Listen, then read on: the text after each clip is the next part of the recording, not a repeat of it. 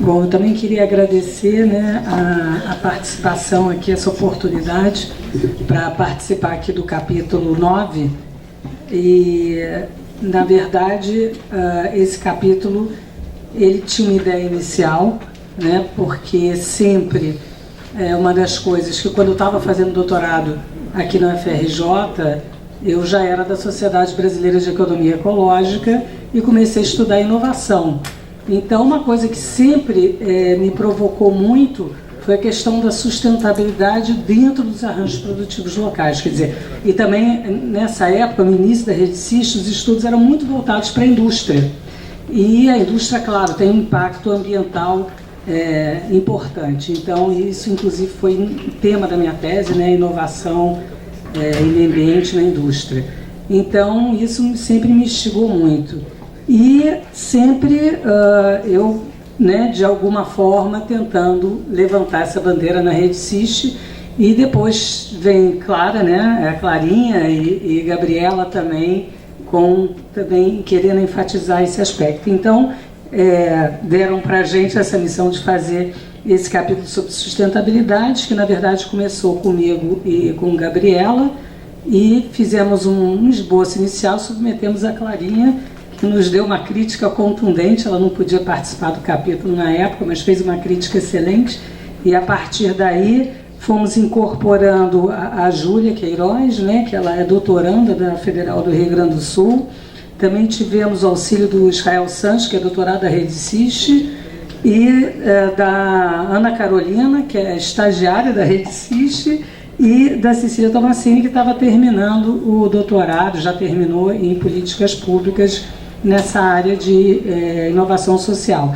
Então, na verdade, formamos um grande time, né, cada um entrando numa hora do capítulo, e no final a gente escreveu esse capítulo que tem o nome de Desenvolvimento Local, inclusive Sustentável, revisitando a sustentabilidade a partir da perspectiva sistêmica de arranjos produtivos locais, que a gente começa falando sobre a questão do global local, né, para chegar na questão do território especificamente, e como é que a gente vai, o território, né, vivido, né, o lugar onde se vive, ele tem um ambiente, ele tem questões físicas, ele tem, né, o ar que a gente respira, o lazer da gente, a beleza da natureza, isso tudo tem que ser levado, né, em consideração.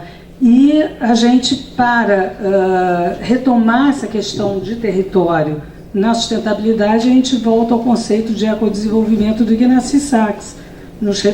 Voltamos lá atrás, porque o Sachs, apesar do conceito de ecodesenvolvimento ter sido o precursor do desenvolvimento sustentável, o desenvolvimento sustentável ele vai aparecer assim como uma meta e quase que uma coisa sem muito território, né? Ele vai ser uma meta para as sociedades, para as economias. Então, a gente sente falta, tanto na definição do desenvolvimento sustentável quanto de economia verde, essa dimensão territorial, que a gente achou importante. Então, a partir daí, a gente tenta fazer alguma relação entre aspectos do ecodesenvolvimento e dos APLs, né? Então, o que eles têm de ponto em comum? A questão do território, a questão da visão sistêmica, enfim. A gente tenta fazer alguns pontos em comum daí.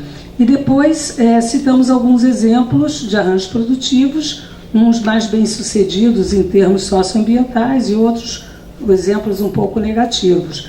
Então, como exemplos positivos, né, de APLs socioambientais, que geram impacto positivo socioambientais, temos o Pingo d'Água, né, sobre irrigação de agricultura familiar lá no Ceará, o turismo, né, em Bonito também, o APL Florestal Moveleiro em Chapuri, também, que incentivou comunidades locais a usarem a floresta de maneira sustentável. Então, essa relação entre, né, o empírico e teoria, isso a gente acha que é muito importante, né? Eu acho que a construção muito da Rede CIST vai por aí.